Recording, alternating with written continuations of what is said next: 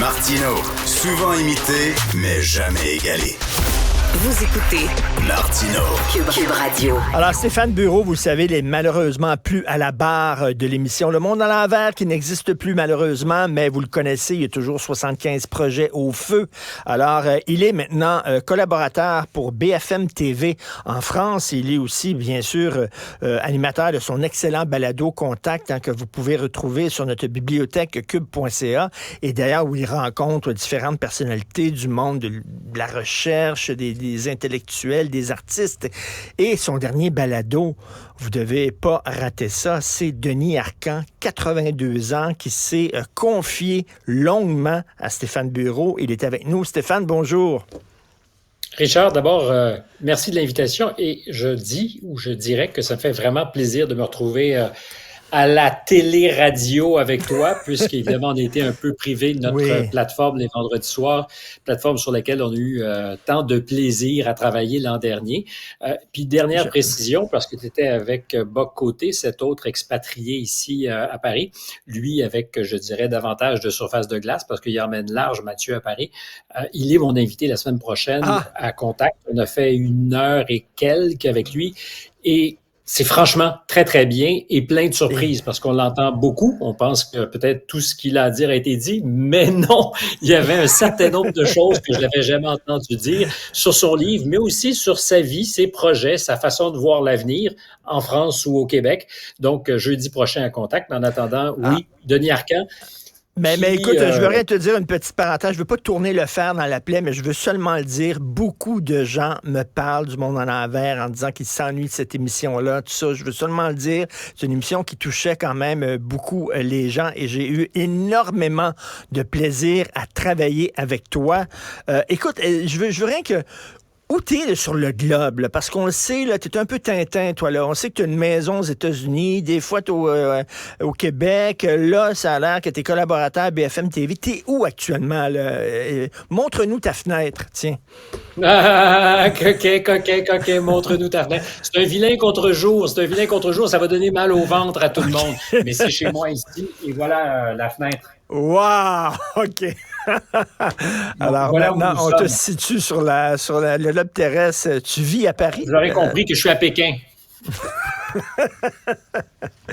Alors, donc, tu as rencontré... Ou à Vegas, peut-être. Peut-être que je suis à Vegas. C'est vrai. C'est vrai. Il y a une tour Eiffel là-bas. Donc, tu te promènes entre les États-Unis, le Québec, entre les États-Unis, Québec et Paris, tu te promènes.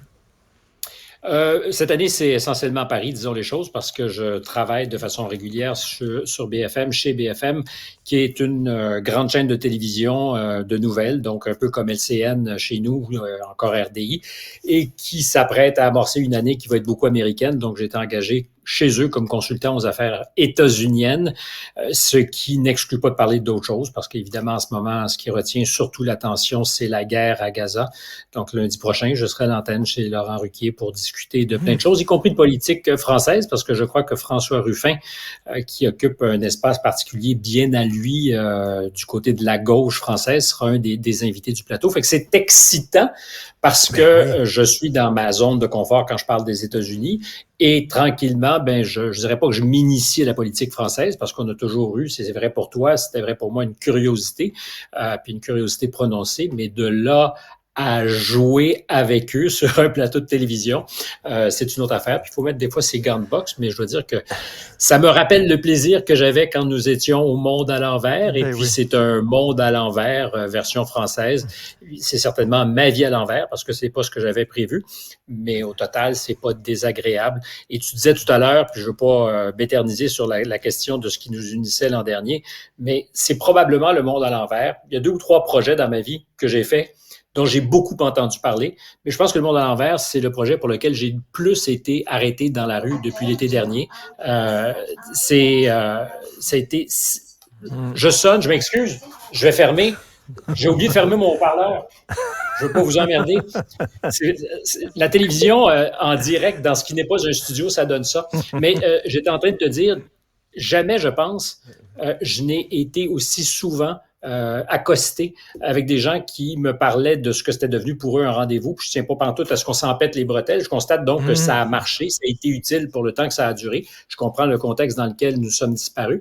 Mais c'est fantastique de savoir que la télévision peut encore secouer l'indifférence, qu'elle peut encore fédérer et être utile à beaucoup de gens, parce qu'on n'était pas peu écoutés.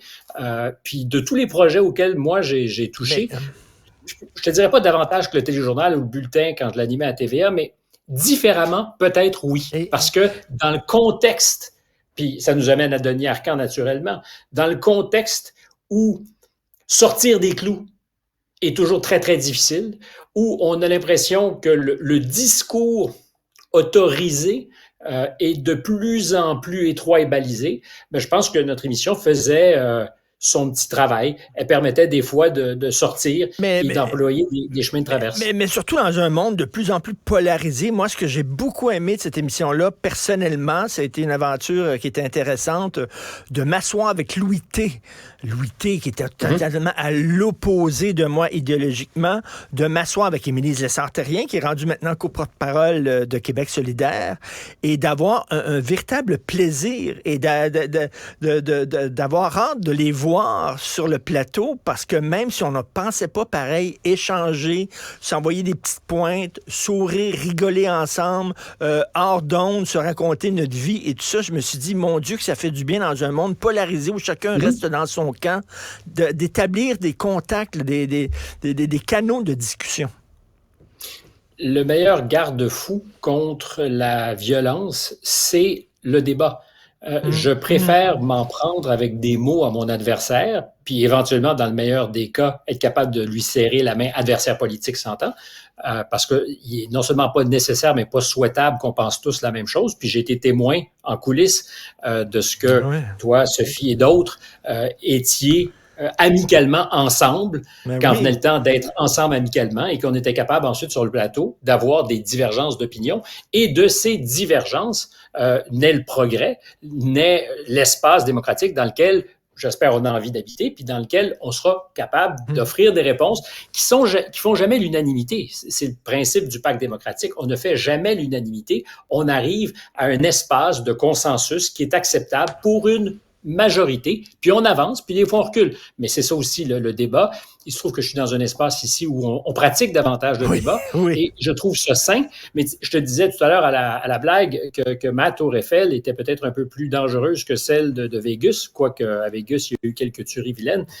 Littéralement, à 300 mètres de chez moi, et une demi-heure avant que ça arrive, je me promenais sur le pont Birakem à 8h30, puis à 9h10, il y a quelqu'un qui se faisait poignarder, un touriste allemand, un événement qui a vraiment créé l'émotion après Crépol, ici en France. Crépol, qui est un autre, on dit incident, mais ça n'en est pas un. On disait une rixe, ça n'en est pas une. Des jeunes qui sont débarqués avec l'intention réelle de piquer d'autres jeunes. Et pour ce qu'on en comprend aussi, la couleur de la peau importait, parce qu'on disait on voulait s'en prendre à des Blancs. La justice ne l'a pas encore officialisé, mais en tout cas, plusieurs témoins, 9 l'ont dit. Donc, c'est un contexte en France qui est explosif. Et ça me ramène à la question du débat. Même dans une société où on arrive encore un peu à débattre, on n'évite pas la violence parce que justement, tout le monde est campé dans son camp. Tout le monde est dans une logique de je reste sur mes positions, et on est dans des silos très polarisés. C'est pas inspirant, hein? Pas plus que ça ne l'est aux États-Unis, pas plus que ça l'est tous les jours chez nous. Prisonnier dans des chambres d'écho. Écoute, je reviens à Denis Arcand. J'ai adoré Testament, son dernier film. Il a 82 ans, c'est incroyable. Je l'ai vu à la première de Testament. J'ai parlé avec lui. Il n'a pas l'air vraiment d'un homme de 82 ans. D'ailleurs, tu lui as posé une question sur son âge. On écoute un extrait de ton excellent balado. On écoute ça. Je ne vois pas grand changement hors les changements physiques. Votre corps cède. Et ça, c'est vraiment ennuyeux. C'est vraiment le fameux naufrage du général. C'est le naufrage du général de Gaulle. La vieillesse, c'est un naufrage. Le reste, quand je fais mes films, j'ai l'impression de travailler exactement de la même manière. J'ai le même rapport avec les gens qui m'entourent, sauf qu'ils sont beaucoup plus jeunes maintenant. Donc, j'ai des différences d'âge extraordinaires entre les gens qui travaillent autour de la caméra et moi et tout ça. Mais le cinéma, c'est un métier technique. On est là pour fabriquer des images. Ces images-là sont fabriquées avec des caméras. Les caméras ont changé, mais une fois que vous avez compris le principe général, on peut s'adapter à tout. L'époque, elle, n'est pas du tout la même. Au niveau là, de mon travail, elle est la même.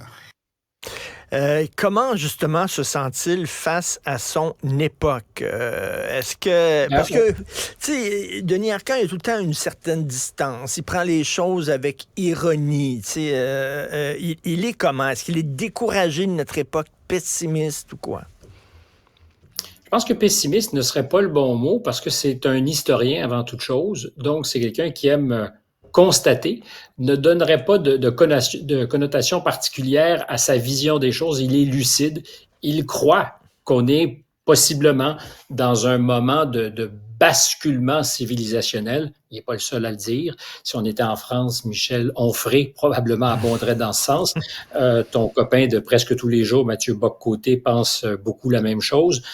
Arcand, avec des nuances, avec peut-être, je dirais, un ton moins cinglant, en est là. En tout cas, constate. Puis vous avez choisi un extrait qui est doux, où il parle, c'est un peu la mise en bouche, parce que il y a des opinions assez arrêtées. Son cinéma le reflète beaucoup. Moi, je dis toujours qu'Arcand, il m'intéresse le plus quand il met à profit son talent de documentariste. J'ai aimé Testament, je pense pas que c'est son plus grand film. Il y a des moments qui sont totalement jouissifs que tu as probablement aussi aimé, quand il se moque de la novlangue des fonctionnaires et politiques, de cette espèce de discours qui tourne en rond, où on fait croire qu'on a compassion alors qu'on se fout de tout, où on se substitue à ceux qui nous ont délégué le pouvoir en le kidnappant, ce pouvoir. Je pense que Denis Arcand est un fin observateur de ça. Il s'est intéressé à ce qui est arrivé à nos syndicats dans le contexte que vous traversez en ce moment au Québec. C'est amusant parce qu'il y a eu une époque où il signait un documentaire pour la CSN pour contrer les fake news des patrons qui dirigeaient les hôpitaux. J'essaie de me rappeler comment ça s'appelait. C'était la lutte des travailleurs syndiqués ou un truc comme ça. Okay. Puis 25 ans plus tard, quand il fait L'âge des ténèbres ou quand il fait enfin d'autres de ses films, mais beaucoup L'âge des ténèbres où il rit des fonctionnaires, on se rend compte que il y a une espèce de regard différent sur ce monde des syndicats et de la technocratie. Denis Arcand, aujourd'hui, dans l'entrevue, moi, ce que j'ai aimé, c'est qu'il nous a déplié une vision du monde.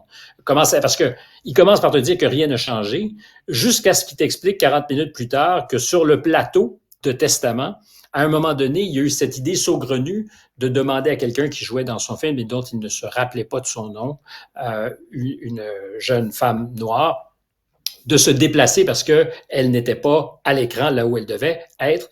Puis il a dit, est-ce qu'on peut demander à cette jeune femme noire dont j'oublie le nom, s'il vous plaît, de se déplacer? Puis ça a créé une esclande, puis il dit, ah oui. Alors, évidemment, le mieux, c'est toujours de se souvenir du nom de quelqu'un. Mais autour de ça, puis je veux pas monter l'anecdote en épingle, c'est la sienne, puis je pense qu'il était d'accord que le meilleur des moyens encore, c'est d'appeler les gens par leur nom. Mais sur le coup, il dit, écoute, on travaille, je pense pas l'avoir insulté, je scrute mon âme, je ne me sens pas raciste, et je suis aujourd'hui dans cette espèce de logique où à chaque fois, puis peut-être que c'est certains diront le décalage générationnel, mais je ne pense pas, c'est le poids des mots et cette idée que il y a des choses qui, si elles sont dites, induisent aussi inévitablement ce que tu es. Par exemple, raciste. Donc là-dessus, très intéressant. Sur l'enseignement, il faut se rappeler qu'il y a une époque où Denis Arcand n'arrivait pas à vivre de son art et était professeur à l'UQAM au début des années 70 en scénarisation. Il raconte pour moi une anecdote, puis je ne veux pas vendre les punchs, mais assez savoureuse, où ses élèves veulent le congédier parce qu'avant qu'il n'ait à écrire un texte, c'est un atelier de scénarisation, Denis Arcand leur demande de lire un livre. Et on lui dit, d'abord, je ne sais pas, monsieur le professeur, je ne sais pas ce que sont ces livres dont tu me parles. Et ensuite, on n'est pas ici pour lire, on est ici pour écrire. Comme si l'un et l'autre n'étaient pas liés. Ben oui. Et on a demandé sa tête à l'époque. On parle du début des années 70, on n'est pas en 2022-23, là. Stéphane, tu disais tantôt, ce n'est pas son meilleur film. Est-ce que tu l'as confronté? Parce que Denis Arcand prend très mal la critique. Je vais te raconter un truc personnel. On avait une amie commune qui était Denise Bombardier, malheureusement, elle est décédée. Et Denise voulait organiser un souper parce que moi, j'ai écrit plusieurs textes encensant Denis Arcand, mettant ses films en contexte, en disant qu'il était prophétique. C'était Michel Houellebecq, c'est quelqu'un qui avait tout prévu au Québec. Bref, tu sais, je suis un fan, puis je le connais. Mais tu avais déjà émis émis quelques critiques. J'avais déjà écrit que son film Le règne de la beauté n'était pas bon. Ce qui est vrai, c'est pas un bon film. Et il a dit à Denise, ben non, je ne veux absolument pas m'asseoir avec lui puis souper avec lui parce qu'il l'a encore à travers la gorge. C'est quelqu'un qui prend très mal la critique. C'est assez bizarre parce que il critique la société, mais je ne sais pas, est-ce que tu l'as un peu confronté? Est-ce qu'il y a Oui, on a absolument parlé du film et de certaines scènes où j'étais à me demander justement si on est dans un deuxième degré pour éreinter un certain provincialisme, y compris dans le traitement. La scène, pour moi, de la remise des prix, par exemple, où le personnage de Rémi Gérard se fait marcher dessus littéralement par des femmes qui, à tour de rôle, vont chercher un prix, elle illustre bien quelque chose. Je suis pas sûr que c'est ma sensibilité. Alors, je suis pas critique de cinéma, mais c'est pas ma sensibilité comme cinéphile, ça me parle moins. Je comprends où est-ce qu'il va. C'est un peu gros, là. Non, j'ai pas directement, parce qu'on a une conversation, dans le fond, sur sa vie, son œuvre, mais aussi sa perspective sur le monde dans lequel on est, parce que l'historien, encore une fois, le documentariste, celui du confort et l'indifférence, quant à moi, c'est l'expression clé qui résume le monde dans lequel on vit. Mais oui, effectivement. Mais souviens-toi, quand ce film-là, un documentaire qui est sorti, où il tente d'expliquer pourquoi les souverainistes ont perdu le référendum. Et à un moment donné, il se promène avec sa caméra au salon de l'auto, puis il interviewe des gens qui parlent de leur char, puis qui ont l'air un peu quétaines, puis tout ça, puis il semble dire... Dans leur van, il semble dire, regardez, c'est à cause de gens comme ça que le non a gagné. Il s'est fait tomber dessus à l'époque, on disait, il était snob. Il a un petit côté des fois qui peut paraître lorsqu'il parle et tout ça, un petit peu hautain, un petit peu snob. Pourtant, je pense qu'il a les intérêts du petit monde à cœur, Denis Arcand. Ben d'ailleurs, je ne pense pas qu'il parlerait du petit monde. Je pense qu'il est ce qu'il est. Il est le produit de son éducation. Il est le produit de son époque. Jamais j'ai senti, moi, que c'était quelqu'un qui regardait qui que ce soit par en haut ou de haut. J'ai jamais senti le mépris chez Denis Arcand. C'est... Comment... On m'a dit, puis je me compare pas à Denis Arcand, mais on m'a traité de toutes sortes de choses, snob, whatever. Et ça se peut très bien. Mais il y a un moment donné où on est ce qu'on est et rien d'autre. Denis Arcand, il est comme ça. C'est comme en amour, quand tu demandes à ton chum ou ta blonde d'être autre chose qu'elle est ou ce qu'il est, c'est une bataille perdue d'avance. Parce que si t'aimes quelqu'un, tu vas l'aimer avec ses défauts, avec ce qu'il est. Même chose pour un cinéaste. Denis Arcand a probablement ses travers, sinon certainement ses travers. Je suis certain qu'il pourrait le dire. Mais il a fait une contribution colossale. Puis je reviens à cette idée du confort et de l'indifférence parce que c'est vrai, ça donnait l'impression d'un regard hautain sur des petites gens, comme tu le disais. Moi, je pense qu'il illustrait quelque chose de fondamental. D'abord, à toutes les époques, si tu vas voir Gina, c'est un film, tu t'en rappelles, parce que je sais que tu es un grand cinéphile. Il se trouve, si ma mémoire est bonne, que c'est tourné à Louisville. C'est l'endroit où mon grand-papa avait un hôtel. Je connais Louisville. Ça peut avoir un côté, surtout dans les années 70, un peu sordide, dur. Il n'a jamais été complaisant avec ce que nous sommes. Non, exactement, c'est ça. Il n'a jamais été complaisant. C'est pas un jugement de valeur. On parle beaucoup de ça dans l'émission, du provincialisme, de ce qu'il en a souffert ou non, de ce qu'il a choisi de ne pas partir, alors qu'à une époque, les sirènes à distance semblaient chanter. Est-ce que c'est un rendez-vous qu'il a raté avec lui-même? C'est une des questions que je lui pose. Les réponses sont intéressantes parce qu'il admet qu'il est en partie responsable de ce qu'il ne soit pas parti, parce qu'il est provincial. C'est quelqu'un qui dit, j'ai découvert Rome à 65 ans. J'allais en voyage au golfe faire du ski, mais je suis bien dans mes petites affaires. Et le confort et l'indifférence, pour moi, c'est vrai à la grandeur de l'Occident.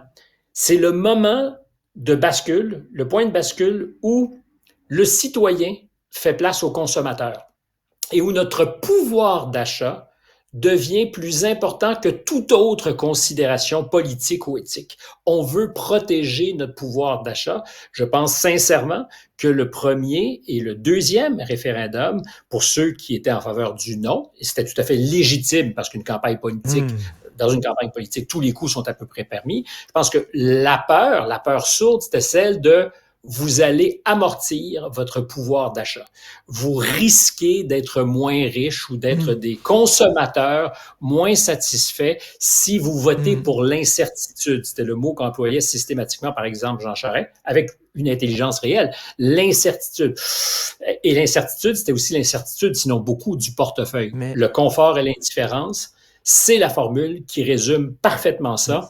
On pourrait dire ça de tous les glissements démocratiques en France, aux États-Unis, où finalement, l'espace citoyen, ton voisin, qui est par définition essentiel à ton bonheur, parce qu'à partir du moment où tout se délite et qu'il n'y a plus de solidarité, ben on devient tous des cow-boys avec nos 2 colts à la ceinture qui se faisons justice, se protégeons et vivons dans la paranoïa, parce que par définition, ton voisin de palier est peut-être aussi dangereux parce qu'il n'y a plus d'espace citoyen. C'est une caricature vilaine que je fais, mais c'est ça.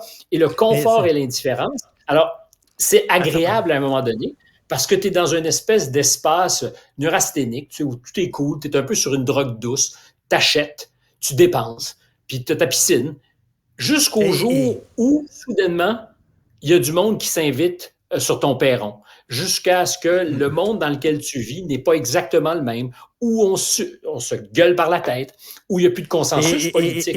Et c'est ça la filmographie de Denis Arcand, c'est de montrer à quel point le tissu social s'est détricoté peu à peu, et on se souvient, ça finit à l'âge des ténèbres où il n'y a plus rien.